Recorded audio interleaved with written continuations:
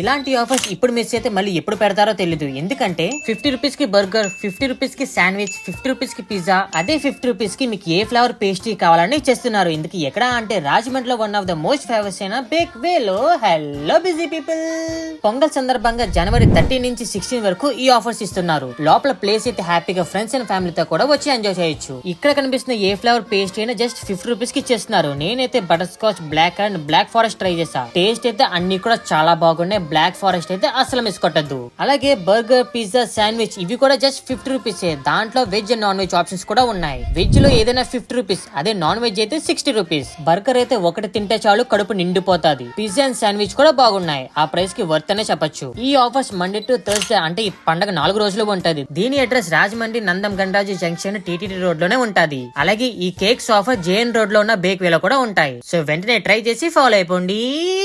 Tada!